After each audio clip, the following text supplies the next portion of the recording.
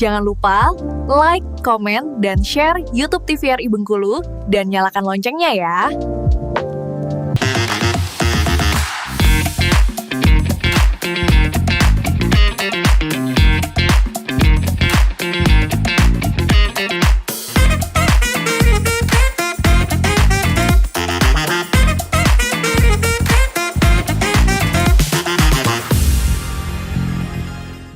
Obrolan pas di sini kembali lagi ya dengan Anggi, seorang disc jockey yang kita akan membahas seputar ramuan musik disc jockey dengan ramuan-ramuan berbagai macam resep-resepnya sehingga enak untuk didengari, enak juga untuk kita lihat perform dari seorang DJ. Nah, dari Anggi sendiri 2017 awal pertama kali, berarti untuk belajarnya semuanya full otodidak.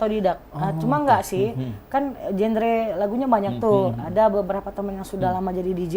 Oke, belajar. Nanya, ya rasa ingin tahu lagi kan, ini gimana ya? Kalau misalnya main genre lagu ini kayak gimana ya gitu. Menyesuaikan dengan, misalnya lagi mau main di sini, lagunya kayak gini nih. Belajar dulu bentar sama teman gitu. Pada dasarnya kan sama, cuma beda bunyi musiknya aja. Kalau hitungan sama semua. Oh, oke. Nah, setelah pertama kali nih nyentuh ala DJ, terus dapat panggungan pertama kali, gimana rasanya? Wah, itu bolak-balik toilet Kak. Karena kan takut salah mix. Salah mix ya, bolak-balik toilet saking groginya itu. Aduh, ini bisa nggak ya? Bisa, ternyata itu nggak ada yang dampingin. Memang benar-benar kalau nggak dipaksa event, aku nggak bakal ada mental nih gitu kan. Jadi makanya pada saat itu event ngeberaniin diri itu bolak-balik kamar mandi pas ketika dipanggil ya harus berani kan, harus berani. Alhamdulillah terlewatkan. Jadi ngebentuk mental itu yang susah sebenarnya Kak. Iya, sangat-sangat susah. Jadi ternyata pas itu ya enjoy juga kalau itu kan. Alhamdulillah nggak ada salah. Akhirnya mulai banyak event. Udah mulai terbiasa. Nah, awal pertama kali hanya fokus ke alat DJ-nya atau sudah berani menatap ke audiensnya? Udah berani, ternyata tidak semenyeramkan itu gitu kan. Karena juga alhamdulillah tidak ada salah, nggak ada yang salah ketika kita nge-mix lagu juga. Ternyata orang suka. Nah, tapi yang saya mindsetkan di otak saya pertama kali, saya ketika mau main, saya harus kenalin dulu saya main di mana nih.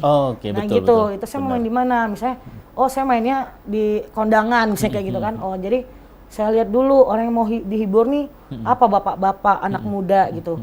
Ternyata ketika kita mengenali bahasa DJ-nya crowd Kak. Crowd itu audience. Nah, kalau di DJ crowd, ketika kita mengenalin crowd, kita tahu nih mau ngebawanya. Makanya kalau sesuai judul ramuannya seperti apa gitu, maunya seperti apa gitu.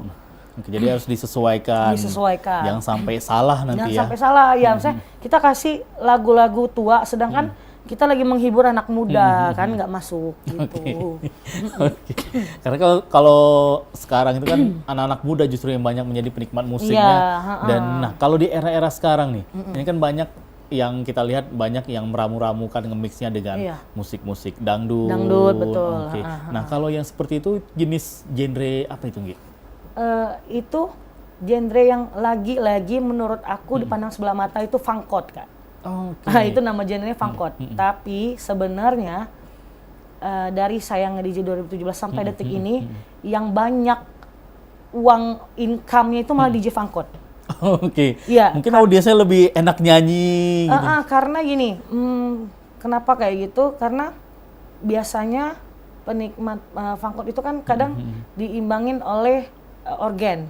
Jadi dia hampir sama musiknya kayak musik organ, hampir sama. Makanya kadang dipandang sebelah mata, apa sih musik itu kayak organ gitu kan. Nah, padahal makanya saya bilang income-nya lebih banyak karena dia bisa selalu gandeng ke si organ ini gitu. Jadi karena hampir bunyinya hampir sama kan. Padahal itu income-nya paling banyak itu sebenarnya DJ funkot. Tapi orang yang nggak tahu memandang sebelah mata. Lebih banyak justru dapat calling-callingan karena ada dangdut-dangdutannya itu Kak, padahal ada dangdut, musik-musik dangdutnya. Tapi dipandang sebelah mata. Lebih bermasyarakat musiknya. Iya, musiknya lebih bermasyarakat, lebih kayak gitu sih. Semua orang bisa jogetan, bisa sambil nyanyi-nyanyi juga gitu ya. Nah, kalau dari Anggi sendiri nih, dengan bersama teman-teman, perkembangan musik, khususnya dari musik remix atau musik DJ ini di Bengkulu ini seperti apa, Gi?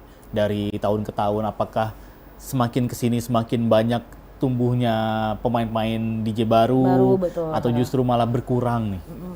Kalau sekarang malah kadang DJ yang lama ini mikir dengan tanda kutip kalau semua jadi DJ jadi apa? Oke. Saking banyaknya pertumbuhan Kak, gitu kan. Jadi kalau antusias orang untuk menjadi DJ semakin tahun, semakin hari semakin banyak. Oh, semakin banyak Ya, Bengkulu ya? semakin banyak. Yang sama saya aja belajar udah berapa orang gitu kan. Nah, kalau musik mereka alhamdulillah Bengkulu DJ-DJ-nya bisa menyesuaikan dengan genre yang lagi hits. Okay. Mereka bisa menyesuaikan.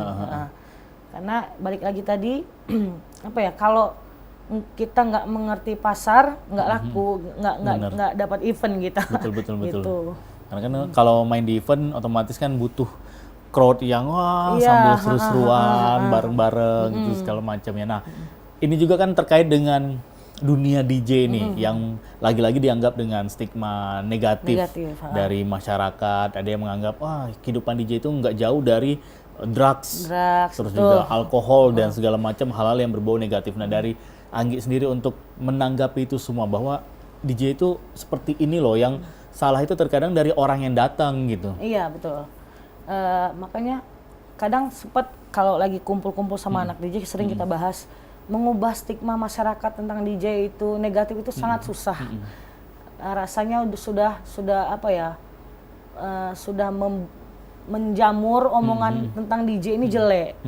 Padahal sebenarnya nggak semuanya kayak gitu. Benar ada yang jelek itu karena mungkin ada yang tamu yang datang terus alkohol atau apa bikin jadi rusuh.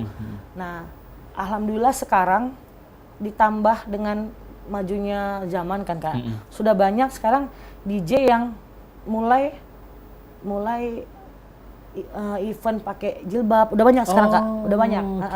Tapi menurut saya pribadi tidak bisa menjamin berubahnya stigma masyarakat tentang negatifnya DJ ini, karena mungkin masih 1-2 orang yang nge-DJ pakai jilbab, malah kadang dihujat, apa aku DJ kok pakai jilbab segala macam, padahal bagi pribadi saya ya it's okay kan, nggak ada masalah. Yang dia suguhkan kan musiknya, betul bukan apa ya, ada yang DJ yang kadang nggak bisa main tapi dia jual itunya dari penampilannya, aksi panggungnya gitu kan, dari macam-macam kostumnya gitu. Jadi semakin maju zaman kan semakin banyak, sudah banyak sekarang yang live TikTok pakai itu. Malah makanya serba salah, yang pakai baju yang agak seksi dipandang jelek, ini yang pakai jilbab malah kok DJ pakai jilbab. Nah, sebenarnya sama aja kan sama pemain musik yang main gitar tapi dia jilbaban ya sama gitu. Ya, DJ juga pakai alat gitu. Mengubah stigma negatif itu yang susah sekali gitu. Lagu-lagu juga yang dari band-band main kan juga dimainkan juga sama si DJ ini. Iya, jadi tidak ada ini ya. Sebenarnya yang salah itu adalah ya oknum-oknum itu tadi. Tertentu, baik lagi ke individu masing-masing maunya seperti apa gitu. Bukan hanya dari DJ aja, dunia lain juga di luar DJ juga banyak orang yang menganggap hal negatif. Gitu ya. Nah kalau dari seorang DJ ini sendiri kan tanggung jawabnya besar nih, Gi. Harus gimana caranya orang itu harus happy, crowd-nya harus loncat-loncat segala macam, mereka melupakan masalah-masalah mereka. Nah, bagaimana nih dari Anggi sendiri untuk triknya untuk bikin crowd itu yang sebelumnya menjadi tenang, tahu-tahu gegar gitu?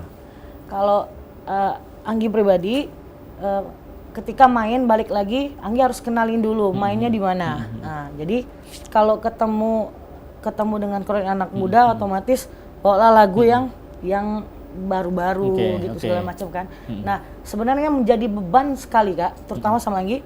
Kalau misalnya lagi main, penontonnya masih duduk, crowdnya masih duduk. Wah, ini apa yang dibawain nggak enak apa gitu ya. Jadi makanya menimbulkan rasa semangat buat orang joget itu sangat susah. Betul. Nah, jadi makanya alhamdulillah karena sudah banyak ketemu crowd yang kayak gini, ini kayak gini. Setiap Anggi main, alhamdulillah selalu orangnya antusias sih. Mungkin karena udah banyak ketemu crowd kali ya Kak, yang kayak gini, kayak gitu. Sudah tahu. Oh, ini ramonnya harus seperti ini nih. Iya, ramonnya kayak gini. Ibarat kata kalau Anggi jual jamu, orangnya minta jamu sehat, ya Anggi harus kasih kayak gitu. Betul. Nah kalau pengalaman Anggi main paling jauh udah sampai mana Anggi? Jakarta, Berarti oh pernah. Jakarta, udah kemana-mana Iya. loh ya. Oke, nah dengan crowd dari masing-masing daerah ini pernah juga main di Kota Bengkulu, terus juga kabupaten-kabupaten di Bengkulu sampai ke Jakarta juga. Yang paling berkesan dari 2017 awal pertama kali main di event sampai sekarang, Gi? Yang paling berkesan adalah ketika saya main di tempat kerja saya sendiri. Di kantor sendiri. Ya, beban. Jadi pada saat itu saya main di, kebetulan saya bergabung di pemerintahan Kabupaten Bengkulu Tengah, dipercaya untuk sebagai closing acara ulang tahun. Nah, dari sekian banyak saya menjadi DJ, yang jadi beban itu ketika harus main di depan bos sendiri gitu. Depan bupati, pimpinan kantor depan pimpinan gitu ya. sendiri. Cuma ternyata itu yang paling, oh ini dari sekian banyak kok yang ini paling grogi gitu ya, karena biasanya saya ketemu orang yang baru, Kak. Kalau ini kan sudah biasa ketemu sehari-hari gitu. Jadi ketika main di depan pimpinan itu aduh beban. Alhamdulillah ternyata setelah itu oh enak nih gitu, dapat semangat gitu. Padahal itu yang paling grogi. Mau Jaim berarti mainnya. Mau Jaim ya dari 2017, Kak. Gitu gimana bebannya? Oh saya harus ini kabupaten saya, kabupaten tempat saya kerja, saya harus bikin acara ini nih, ini apa menarik gitu kan, harus orang ingat, oh enak nih kemarin penutupannya gini gitu. Itu paling beban menurut saya. Jadi dari mungkin udah hitungan ratusan atau bahkan sampai ribuan mungkin panggung yang sudah main sana sini, justru yang paling kemarin grogi, main di ya, kantor sendiri, ketemu sama pimpinan dan juga teman-teman kerja, justru itu yang menjadi beban. Paling grogi beban, paling beban itu. Oke, nah kita akan lanjut kembali pemirsa Opini, jangan kemana-mana, obrolan pas di sini masih akan kembali hanya untuk Anda.